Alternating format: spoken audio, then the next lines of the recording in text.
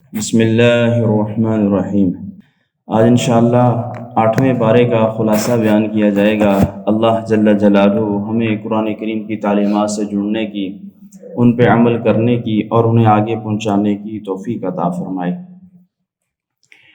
8ویں پارے کی ابتدا میں اللہ جل جلالہ ارشاد فرماتے ہیں کہ اگر ہم مشرکین مکہ کے مطالبات مان بھی لیں، اور ان کے مطالبات کیا تھے کہ فرشتے آسمان سے اتر کے ہم سے باتیں کریں کہ یہ نبی حق ہے اور یہ قرآن اللہ کا کلام ہے، اور مردے ہم سے بات کریں اور ان کی منہ مانگی ساری خواہشات ہم پوری کر دیں، ما کانوا لیؤمنوا، اے میرے محبوب یہ آپ کے اوپر ایمان نہیں لے کے آئیں گے۔ وجہ کیا ہے؟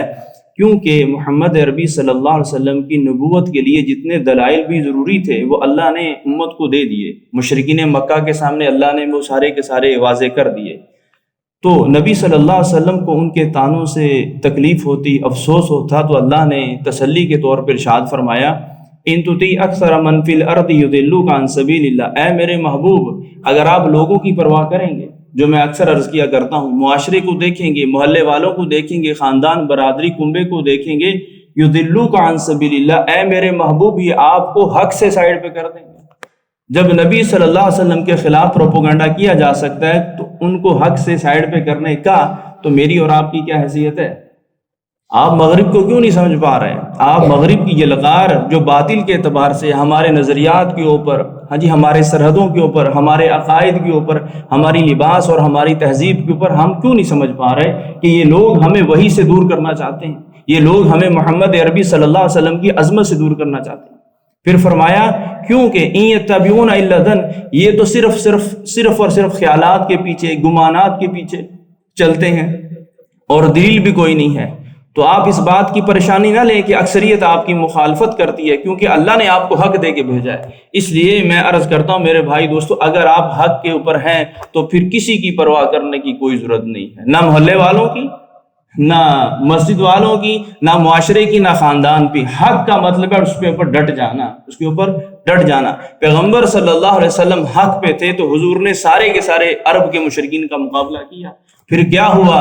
میں اکیلا ہی چلا تھا جانب منزل، لوگ بڑھتے گئے، کارواں بنتا چلا گیا۔ ایسے ہوگا، آپ اکیلے چلیں گے، لوگ اللہ آپ کو مہیا کرتا چلا جائے گا۔ اس آیت میں اللہ نے مغربی جمہوریت کی بھی نفی کر دی، کیونکہ وہ اکثریت کا اعتبار کرتے ہیں خواہ وہ قرآن و سنت کے خلاف ہی کیوں نہ ہو، جبکہ مسلمانوں کا اجماعی عقیدہ ہے اگر پوری دنیا کے انسان کسی ایسی بات پر جمع ہو جائیں، متفق ہو جائیں جو قرآن اور سنت کے حکم کے خلاف ہو، تو ان کے اتفاق کی کوئی حیثیت نہیں، ان کے اتفاق کی قرآن اور سنت کے مقابلے میں کوئی حیثیت نہیں۔ پھر اللہ نے ایک حکم بیان فرمایا وَلَا تَأْكُلُوا مِمَّا لَمْ يُذْكَرِ اسْمُ اللَّهِ عَلَيْهِ وَإِنَّهُ فِسْقٌ، ہر وہ جانور جس کے اوپر ذبح کرتے وقت اللہ کا نام نہ لیا جائے اس کو نہیں کھانا، اس کو نہیں کھانا۔ کون سا جانور کھانا ہے؟ جس کو ذبح کرتے وقت اللہ کا نام بھی لیا جائے اور وہ جانور حلال بھی ہو۔ میں نے کل بھی عرض کیا تھا کہ بڑی عجیب بات ہے کہ آج لوگ سود، رشوت، چوری کے پیسے لے کر بازار میں حلال چیزیں ڈھونڈتے ہیں، حالانکہ سود بھی حرام ہے، رشوت بھی حرام ہے، چوری بھی حرام ہے۔ اگر ان سے کہا جائے یہ مردار مرغی ہے یہ کھا لو تو لڑنے پہ آ جاتے ہیں کہ مولوی صاحب کیسی بات کر رہے ہیں۔ بھائی مردار مرغی بھی حرام ہے، اسی طرح جس طرح سود کے پیسے حرام ہیں، جس طرح رشوت کے پیسے حرام ہیں۔ پھر اللہ نے ارشاد فرمایا وَذَرُوا ظَاهِرَ الْإِثْمِ وَبَاطِنَهُ، ظاہری گناہوں کو بھی چھوڑ دو اور باطنی گناہوں کو بھی چھوڑ دو۔ ظاہری گناہ کیا ہیں؟ جھوٹ ہے، غیبت ہے، بدنظری ہے، رشوت ہے وغیرہ، اور باطنی گناہ حسد ہے، ریاکاری ہے، بغض ہے۔ تو یہ دور کیسے ہوں گے؟ ظاہری اور باطنی گناہوں کا علاج کیا ہے؟ تو میرے بھائی دوستو، علاج ایمان کی مجالس ہے، اور ایمان کی مجالس میں سب سے بڑی مجلس پوری قرآن و سنت کے مطالعے کے بعد عرض کر رہا ہوں قرآن کی مجالس ہیں۔ قرآن کو سیکھنے کی مجالس ایمان کی سب سے بڑی مجالس ہیں، اس کے بعد حدیث کی مجالس ہیں، اور اس کے بعد اللہ والوں کی صحبت ہے، مجالس ذکر ہیں، ان میں بیٹھا جائے، اپنے دل کے رنگ کو اور اپنے دل کی کیفیات کو تبدیل کیا جائے۔ اللہ جل جلالہ ایمانی جذبہ نصیب فرماتے ہیں۔ پھر اللہ نے ارشاد فرمایا کہ ایک مسلمان کا کردار ظاہری اور باطنی اعتبار سے ایک جیسا ہونا چاہیے، دو رنگی نہیں ہونی چاہیے۔ دو رنگی منافقین کا شیوا ہے، فلاں سے اور طرح کی بات کر دی، فلاں سے جا کے اور طرح کی بات کر دی۔ فلاں سے.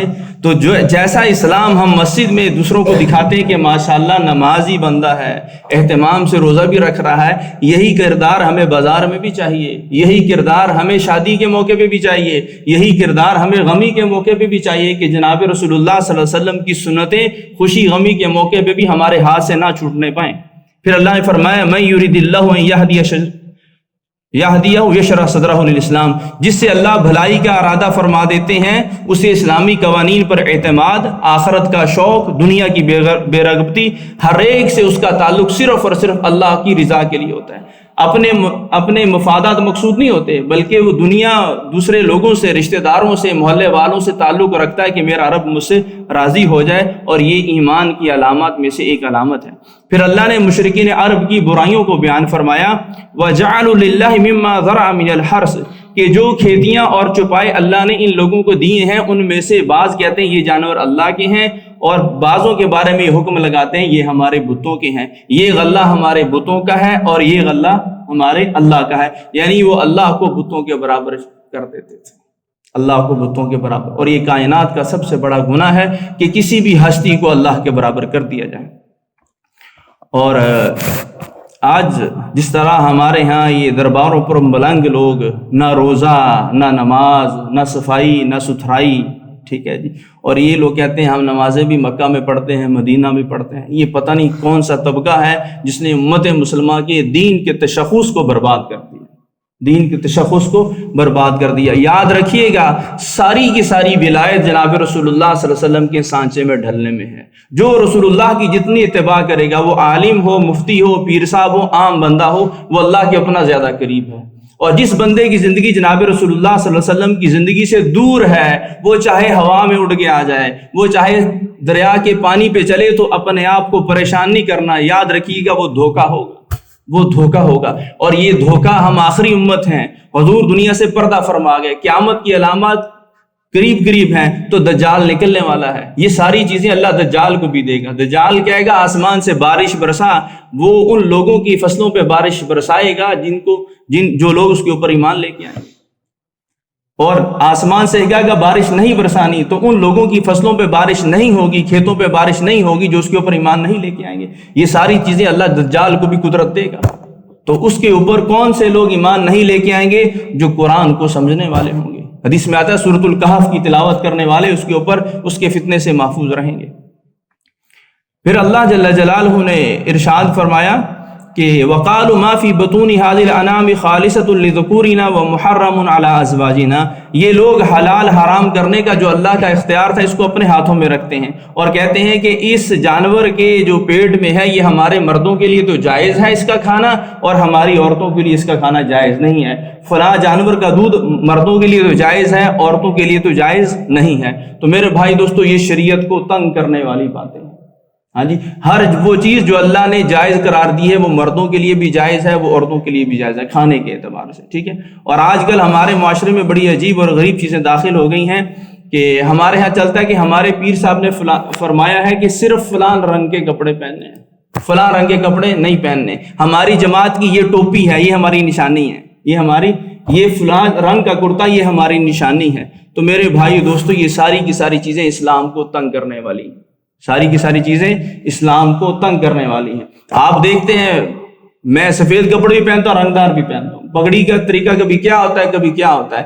ہماری کوئی مخصوص حیت نہیں ہے. رسول اللہ صلی اللہ علیہ وسلم نے سفید رنگ بھی استعمال فرمایا ہے، آپ نے رنگدار کپڑے بھی پہنے ہیں. پیغمبر صلی اللہ علیہ وسلم سے کالا امامہ باندھنا بھی ثابت ہے، سفید امامہ باندھنا بھی ثابت ہے. پھر امت کو کیوں تنگ کیا جا رہا ہے؟ ایک ہی چیز پہ جمع کیوں کیا جا رہا ہے؟ اپنی جماعت کی نمود اور نمائش کے لیے نہیں میرے بھائی. جو چیزیں جائز ہیں ان کو اپنے اوپر ان کو جائز ہی رکھیں، ہاں جی، اور ان کو بہتر ہی سمجھیں. اس میں ساری کی ساری امت کے لیے آسانی ہے.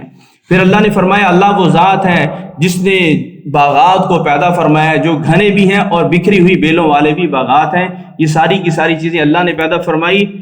کلوا من ثمرہ، اس کے پھلوں میں کھاؤ، اذا اثمر، جب یہ پھل دیں، وآتوا حقہ یوم حصادہ، اور جس دن ان کا پھل کاٹو ان کا حق ادا کرو. اس سے مراد عشر ہے. عشر کے احکامات ہیں کہ بارانی زمینوں پر پیداوار کا 10واں حصہ دیا جائے گا اور نہری زمینوں پر پیداوار کا 20واں حصہ دیا جائے گا. اس کے بعد اللہ جل جلالہ نے ارشاد فرمایا قل تعالوا، میرے محبوب ان سے کہیں ذرا آؤ تو صحیح، جو چیزیں اللہ نے تم پہ حرام کی ہیں وہ تمہیں میں بتلاتا ہوں۔ سب سے پہلی چیز جو اللہ نے حرام کی ہے، اللہ کے ساتھ شرک نہیں کرنا، کسی کو اللہ کے برابر نہیں قرار دینا۔ دوسری، ماں باپ کے ساتھ اچھائی کا معاملہ کرنا ہے۔ وہ حدیث بڑی مشہور ہے، آپ حضرات نے سنی ہوگی۔ ہاں جی، جمعے کے پہلے موقع پہ میں نے بھی عرض کی تھی کہ پیغمبر صلی اللہ علیہ وسلم نے آمین فرمایا اور جبرائیل نے 3 بد دعائیں کی، اور ان میں ایک بد دعا یہ بھی تھی کہ اے اللہ، جو اپنی زندگی میں اپنے والدین کو یا دونوں میں سے ایک کو زندہ پائے اور ان کی خدمت کر کے جنت میں نہ چلا جائے، ایسا آدمی برباد ہو جائے، ایسا آدمی۔ اور آج ہمارے گھروں کا حال دیکھیں آپ، ہاں جی، آپ کے رشتہ دار بھی ہیں، آپ کے بہن بھائی، خالہ زاد، پھپھو زاد، ندیال ددیال، یہ سارا کا سارا آپ کا خاندان ہے، دیکھیں والدین کے ساتھ کیا سلوک کیا جا رہا ہے۔ اور یہ وہ واحد گناہ ہے جس کی سزا اللہ دنیا میں دیتا ہے۔ جو بچہ جو بچی اپنے والدین کو ذلیل کرتا ہے، پکی بات ہے کچھ ہی دنوں بعد یہ خود بھی ذلیل ہونے والا ہے، یہ اٹل بات ہے۔ اس کے بعد اللہ نے فرمایا وَلَا تَقْتُلُوا أَوْلَادَكُم مِّنْ إِمْلَاقٍ، غربت کے ڈر کی وجہ سے، معیشت کی کمزوری کی وجہ سے اپنی اولاد کو قتل نہ کرو۔ اور آپ یقین کریں، یہ ہمارے ہاں یہ کچھ 6-7 مہینے سال سے یہ چیزیں بہت بڑھ چکی ہیں۔ آئے روز کوئی نہ کوئی خبر ملتی ہے کہ باپ نے اپنے بچوں کو ذبح کر دیا، ماں نے اپنے بچوں سمیت نہر میں چھلانگ لگا دی۔ کیوں؟ غربت کی وجہ سے۔ یہ سارا کا سارا گناہ حکومت کے ذمہ بھی جائے گا، عوام کے ذمہ بھی جائے گا۔ ہاں جی، عوام ہمارے ہاں آپ دیکھیں بڑے شہروں میں افطار پارٹیاں، بڑے بڑے لوگوں کو مدعو کیا جاتا ہے۔ بھائی غریب لوگوں کے گھروں میں کیوں راشن نہیں پہنچاتے آپ لوگ؟ ہاں جی، دستر افطاری کے نام پہ ہزاروں لوگوں کی افطاری تیار کروائی جاتی ہے، کوئی ضرورت نہیں ہے اس کی۔ افطاری کروانا باعث اجر ہے، لیکن میرے بھائی دوستو، جب آپ کا پڑوسی غریب بھوکا مر رہا ہے اور آپ اپنے بزنس مین دوست کو افطاری کروا رہے ہیں تو اللہ آپ سے پوچھے گا نہیں؟ اللہ آپ سے پوچھے گا نہیں؟ اور حدیث میں آتا ہے اللہ میدان معاشر میں ایک بندے کو بلائیں گے اور اسے کہیں گے میرے بندے میں بھوکا تھا، تو نے مجھے کھانا نہیں کھلایا۔ تو بندہ حیرانگی سے کہے گا یا اللہ، آپ کو بھوک کس طرح لگ سکتی ہے؟ آپ کو پیاس کس طرح لگ سکتی ہے؟ تو اللہ جواب دے گا میرا فلاں بندہ بھوکا تھا، اگر تو اس کو کھانا کھلاتا تو مجھے اس کے پاس پاتا۔ فلاں میرا بندہ پیاسا تھا، اگر تو اسے پانی پلاتا تو مجھے اس کے پاس پاتا۔ اپنے رشتہ داروں میں دیکھیں، محلے والوں میں دیکھیں، جو غریب ہے عزت کے ساتھ ان کے گھروں میں راشن پہنچائیں، عزت کے ساتھ کہیں، اور جب وہ آپ کی چیزوں کو قبول کریں تو اللہ کا شکر ادا کریں کہ اللہ نے دنیا میں ایسے بندے بھی پیدا فرمائے ہیں جو ہم سے چیزیں لینے والے ہیں، ہم سے یہ دینا اللہ کی صفات میں سے ایک صفت ہے، تو اللہ کا شکر ادا اس پہ کریں۔ تو فرمایا غربت کی وجہ سے اولاد کو قتل نہیں کرنا۔ تو اس کے بارے میں تھوڑی سی بات اضافی یہ ہے کہ جان بوجھ کر ہماری خواتین جو حمل گرواتی ہیں اور 6 ماہ کے بعد اگر وہ حمل گروایا جائے یا 4 ماہ کے بعد، تو علماء نے فتویٰ دیا ہے وہ قتل کے زمرے میں آئے گا، اور قتل واحد گناہ ہے جس کو اللہ معاف نہیں کرے گا، جہنم میں ہمیشہ کے لیے ڈالا جائے گا۔ اور خاص طور پہ بیٹیوں کو تو ایسے ہی چھوڑ دیا جاتا ہے، قتل کر دیا جاتا ہے۔ کبھی آپ عیدی سینٹر والوں کی کہانی پڑھیں نا، کتنے لاوارث لوگوں کو اس نے اس طرح سنبھالا ہے۔ تو یہ کیا ہے؟ بیٹی پیدا ہوگی ذبح کر دیا جائے، غربت کے ڈر سے، کدھر سے کھلاؤں گا؟ تو یہ میرے بھائی دوستو حدیث میں آتا ہے بچہ پیدا نہیں ہوتا اس سے پہلے اس کا رزق لکھا جا چکا ہوتا ہے کہ اس کے مقدر میں کتنا رزق ہے۔ ہاں جی، اور اگلی بات آپ کو بتاؤں، رسول اللہ صلی اللہ علیہ وسلم نے ارشاد فرمایا جس کی 2 بیٹیاں ہوں یا 2 بہنیں ہوں، ان کی عزت کرے، ان کی تربیت کرے، اچھے انداز سے انہیں اگلے گھروں میں رخصت کر دے، یہ 2 بیٹیاں اس کو جنت میں لے جانے کے لیے کافی ہو جائیں گی، کافی۔ میں نے آج تک شاید کوئی فضائل ہوں بیٹوں کے بارے میں، لیکن میں نے آج تک جتنا مطالعہ کیا ہے قرآن اور سنت کا، سارے فضائل بیٹیوں کی ہیں، بیٹوں کے میں نے نہیں پڑھے۔ پیغمبروں نے بیٹوں کی دعائیں مانگی ہیں، لیکن فضیلت کے اعتبار سے بیٹی کا درجہ زیادہ ہے۔ اور خود دیکھیں رسول اللہ صلی اللہ علیہ وسلم کی آگے جو نسل چلی ہے وہ فاطمہ الزہرا سے چلی ہے۔ بیٹے تو بچپن میں ہی فوت ہو گئے جو 3 تھے، لیکن جو آپ صلی اللہ علیہ وسلم کی آگے جو نسل چلی ہے وہ بیٹیوں سے چلی ہے۔ ہاں جی، تو اللہ جل جلالہ نے آگے ارشاد فرمایا نحن نرزقکم و ایاکم، ہم تمہیں بھی رزق دیتے ہیں انہیں بھی رزق دیتے ہیں۔ تو جتنی عزت اسلام نے عورت کو دی ہے، لیکن مغرب کی تہذیب اور مغرب کا معاشرہ عورت کو مرد بنانا چاہتا ہے۔ یہ صبح کے درس میں بھی میں نے عرض کیا تھا کہ کچھ بے ضمیر لوگ صرف عورت کی کمائی پہ پلنا چاہتے ہیں۔ ہاں جی، عورت کی جاب جائز ہے لیکن مجبوری ہو، یا صرف خواتین کے متعلق ہی ہو، گائنا کی ڈاکٹر بن جائے پھر ٹھیک ہے، لیکن اس کو پائلٹ بنا دینا، مردوں کے بالکل برابر بیچ میں کھڑا کر دینا، اسلام اتنا براڈ مائنڈڈ نہیں ہے۔ کیوں؟ ہم پہلے مسلمان ہیں، بعد میں دنیا ہے، بعد میں رزق کے معاملات ہیں، بعد میں معاشرہ ہے، سب سے پہلے محمد عربی صلی اللہ علیہ وسلم کی نسبت ہے۔ ہاں جی، اسلام خواتین کی پڑھائی کا مخالف نہیں ہے، لیکن اتنی آزادی بھی نہیں دیتا جتنی آج کل ہمارے معاشرے میں چل رہی ہے، اور اس کا نتیجہ کیا ہے کہ ہمارے معاشرے میں طلاق کی ریشو دن بدن بڑھتی چلی جا رہی ہے، اور لڑکیوں کے رشتے دن بدن مشکل سے مشکل ہوتے جا رہے ہیں۔ اس کے بعد اللہ نے فرمایا لا تقربوا الفواحش ما ظہر منها وما بطن، ظاہری اور باطنی فحاشی کے قریب نہیں جانا، کسی کو قتل کرنے کے قریب نہیں جانا، یتیم کے مال کے قریب نہیں جانا، ناپ تول پورا پورا کرو۔ پھر فرمایا جب تولو تو پورا تولو، وَبِعَهْدِ اللَّهِ أَوْفُوا، اور اللہ سے کیے گئے عہد کو پورا کرو۔ یہ ساری چیزیں ذکر کرنے کے بعد فرمایا وَأَنَّ هَذَا صِرَاطِي مُسْتَقِيمًا فَاتَّبِعُوهُ، یہی میرا سیدھا راستہ ہے کہ جو لوگ ان صفات کو اپنائیں گے یہی لوگ سیدھے راستے پہ ہیں، یہی لوگ سیدھے راستے پہ ہیں۔ اور اس صورت کے اخیر میں اللہ نے توحید کے مضمون کو بیان فرمایا قُلْ إِنَّ صَلَاتِي وَنُسُكِي وَمَحْيَايَ وَمَمَاتِي لِلَّهِ رَبِّ الْعَالَمِينَ، پیغمبر اعلان کریں میری نمازیں، میری مالی اور جسمانی قربانی اور صدقات اور میرا جینا اور دنیا سے چلے جانا کس کے لیے جی؟ اللہ کی رضا کے لیے۔ اس لیے مسجد کو پیسے دیں 1000 2000 4000، مدرسے کی خدمت کریں، بیوہ کی خدمت کریں، یتیم کی خدمت کریں، احسان نہ جتلائیں، شکر ادا کریں کہ اللہ نے مجھے مسجد میں پیسے دینے کی توفیق دی ہے۔ ہاں جی، یہ نہ مولوی صاحب کے سر پہ احسان ہے، نہ کمیٹی والوں کے سر پہ احسان ہے، نہ مدرسے کے محتمین پہ احسان ہے، بلکہ یہ وہ مال ہے جو اللہ نے حکم دیا میرے نام پہ خرچ کرو، میرے نام پہ خرچ کرو۔ اس کے بعد سورۃ الاعراف ہے۔ اعراف کا مطلب یہ ہے کہ جنت اور جہنم کے درمیان ایک درمیانی جگہ ہے جہاں پہ وہ لوگ ہوں گے جن کی نیکیاں اور برائیاں برابر ہو جائیں گی، اور بعد میں یہ لوگ جنت میں چلے جائیں گے۔ سورت کے شروع میں اللہ نے فرمایا اتبعوا ما انزل الیکم من ربکم، کہ جو قرآن تمہارے رب کی طرف سے تم پہ نازل کیا گیا اس کی اتباع کرنی ہے۔ ہاں جی، یہ جو فنکار ہیں، آرٹسٹ ہیں، گلوکار ہیں، ان کے پیچھے نہیں چلنا، ان جیسا حلیہ اختیار نہیں کرنا، بلکہ جو قرآن اللہ کی طرف سے آیا گیا ہے اس کے پیچھے چلنا ہے۔ پھر اللہ نے آدم علیہ السلام کی پیدائش کو ذکر فرمایا اور حکم دیا کہ ہم نے فرشتوں کو کہا کہ آدم کو سجدہ کرو، سب نے سجدہ کیا، شیطان نے نہیں کیا۔ کیوں؟ کہ مجھے آگ سے بنایا، آدم کو مٹی سے بنایا۔ اللہ نے فرمایا نکل جا، ٹھیک ہے، تو شیطان نکلا، لیکن اس نے قسم کھائی ہے اللہ میں تیرے بندوں کو گمراہ کروں گا، میں تیرے بندوں کو گمراہ کروں گا، میں آدم کی اولاد کے پیچھے ہاتھ دھو کے پڑوں گا، نہ عورتوں کو چھوڑوں گا نہ مردوں کو چھوڑوں گا۔ تو اللہ نے فرمایا جا جا لمن تبعک منہم لأملأن جہنم منہم اجمعین، تجھے اور تیرے پیچھے چلنے والوں کو جہنم میں ڈالوں گا، وہ جو بھی ہو، وہ جو بھی ہو، وہ نوح علیہ السلام کا بیٹا ہو، ہاں جی، وہ لوط علیہ السلام کی بیوی ہو، وہ ابراہیم علیہ السلام کے والد ہو، جو کوئی بھی تیرے پیچھے چلے گا ایمان نہیں لے کے آئے گا اس کا ٹھکانہ جہنم ہے۔ نسبت کا کوئی مسئلہ نہیں ہے، عمل دیکھا جائے گا۔ اس کے بعد اللہ نے فرمایا اے آدم تم اور تمہاری بیوی جنت میں رہو۔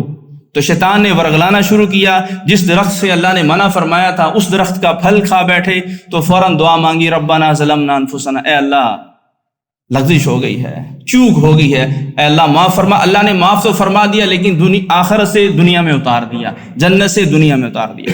اس صورت کی جو بہت اہم بات ہے، جو بہت زیادہ قابل توجہ ہے، جو پورے قرآن میں اور نہیں ہے، اللہ نے اس صورت میں 4 مرتبہ یا بنی آدم ارشاد فرمایا، جو پورے قرآن میں کہیں نہیں ہے اکٹھا۔ پہلی مرتبہ ارشاد فرمایا یا بنی آدم قد انزلنا علیکم لباسا یواری سوآتکم وریشا، اے اولاد آدم ہم نے تمہیں لباس دیا جو تمہاری شرمگاہوں کو چھپاتا ہے، وریشا اور تمہاری خوبصورتی کا سبب ہے۔ دوسرا ارشاد فرمایا لا یا بنی آدم لا یفتننکم الشیطان کما اخرج ابویکم من الجنۃ ینزع عنہما لباسہما، اے آدم کی اولاد شیطان تمہیں فتنے میں نہ ڈال دے جس طرح تمہارے والدین آدم اور حوا کو ورغلایا اور ان کا لباس اتروا دیا۔ پہلی آیت میں بھی لباس، دوسری میں بھی لباس۔ تیسری آیت یا بنی آدم خذوا زینتکم عند کل مسجد، جب مسجد میں جاؤ تو سج کے جاؤ، خوبصورت لباس پہن کے جاؤ۔ پھر فرمایا یا بنی آدم اما یاتینکم رسل منکم، جب میرے پیغمبر تمہارے پاس آئیں اور میری آیات پڑھ کے سنائیں تو جو ان کی بات مانے گا، تقوی اختیار کرے گا، ان کے اوپر کوئی غم اور خوف نہیں ہوگی۔ یہ تو آیات ہو گئی۔ اس جو قابل توجہ بات ہے، پہلے 3 یا بنی آدم کے ساتھ اللہ نے لباس کا تذکرہ فرمایا۔ کس کا جی؟ لباس کا تذکرہ۔ شیطان کا سب سے بڑا ہدف انسانیت کو شرم اور حیا سے محروم کرنا ہے اور فحاشی اور عریانی کی دعوت دینا۔ سب سے پہلا حملہ جو آدم علیہ السلام پہ کیا گیا وہ پھل کھلایا، نتیجہ کیا ہوا جی؟ لباس اترا، لباس اترا۔ ہاں جی، آج یہ کام میڈیا شیطان سے زیادہ بخوبی سر انجام دے رہا ہے کہ کوئی ٹی وی اشتہار صرف کا ہو، کرکٹ کا ہو، کپڑے کا ہو، عورت ناچتی نظر آتی ہے ہر کھمبے پر. عورت پر کو پروموٹ کرنے کے لیے کبھی کسی چیز کی پبلسٹی کروائی جاتی ہے، کبھی کسی چیز کی پبلسٹی کروائی جاتی ہے، صرف اور صرف عورت کو ہوس بھری لوگ اپنی ہوس کا نشانہ بنانا چاہتے ہیں. اسلام نے عورت کو عزت دی ہے. یدنین علیہن من جلابیبہن، اے امت محمدیہ کی عورتوں اپنی چادروں کو اپنے اوپر ڈالو، اپنے اوپر ڈالو. اور 3 مرتبہ اللہ نے ان تین آیات میں لباس کا تذکرہ فرمایا. اور آج بڑا المیہ ہے، ہماری گھریلو خواتین کے کپڑے بھی تنگ اور باریک اور ہاف بازو ہو چکے ہیں. اور رونے کی بات تو یہ ہے کہ دیندار گھروں کی بچیاں بھی پینٹ پہنتی ہیں، بازو نہیں ہے لباس کے، بال کھلے رکھے ہوئے ہیں. پیغمبر کا فرمان ہے بعض عورتیں کپڑے پہننے والی ایسی ہیں کہ وہ ننگی ہیں. جو عورت خوشبو لگا کے بازار میں نکلے، محمد عربی صلی اللہ علیہ وسلم کا فرمان ہے. محمد عربی کون ہے؟ رحمت للعالمین ہیں. وہ فرماتے ہیں کہ یہ عورت جنت کی خوشبو بھی نہیں سونگھے گی. کدھر کھڑے ہیں ہم لوگ؟ شور کوٹ والے کیا سمجھتے ہیں کہ سب کچھ کر کے حضور کی شفاعت مل جائے گی؟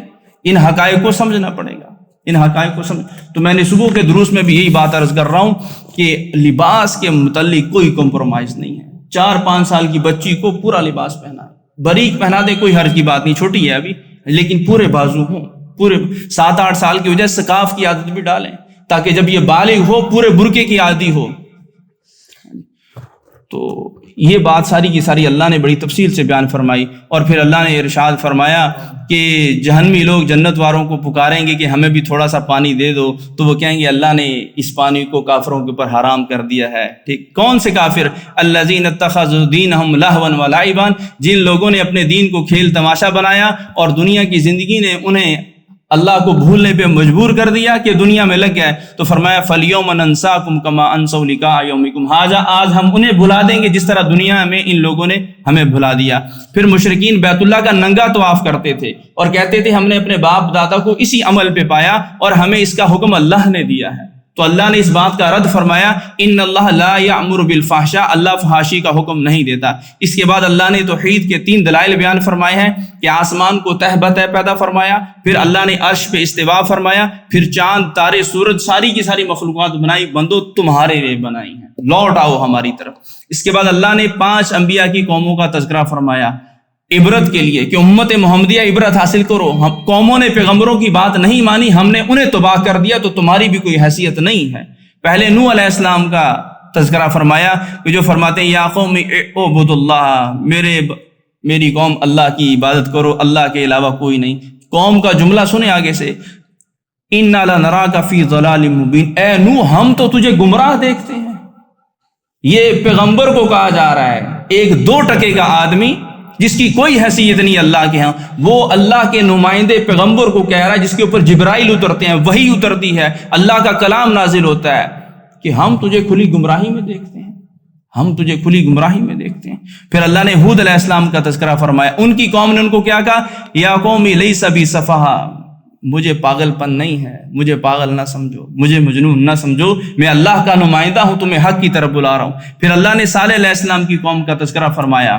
اس کے بعد لوط علیہ السلام اور شعیب علیہ السلام، یہ ساری کی ساری قوموں کا تذکرہ فرمایا اور انہوں نے نبیوں کو جھٹلایا اور اللہ نے سب کے سب کو تباہ کر دیا اور امت محمدیہ کو پیغام دیا تم میرے نبی کے نقش قدم پہ چلو گے تو اللہ کامیاب کرے گا، ورنہ کامیابی کی کوئی ضمانت نہیں ہے. حدیث میں آتا ہے رسول اللہ صلی اللہ علیہ وسلم ارشاد فرمائے میری ساری کی ساری امت جنت میں جائے گی مگر وہ بندہ جنت میں نہیں جائے گا جو انکار کر دے گا کہ مجھے جنت میں نہیں جانا. تو صحابہ نے حیرانگی سے پوچھا یا رسول اللہ جنت میں جانے سے کون انکار کرے گا؟ آپ صلی اللہ علیہ وسلم نے ارشاد فرمایا جس نے میری فرما برداری کی، صرف مسجد میں نہیں، مسجد بازار میں بھی، اسکول کالج میں بھی، کاروبار میں بھی، گھر میں بھی، شادی میں بھی، غمی میں بھی، وہ بندہ جنت میں جائے گا. اور جس نے میری تابعداری سے اور میری فرما برداری سے انکار کر دیا وہ بندہ جنت میں جانے سے خود انکار کر گیا.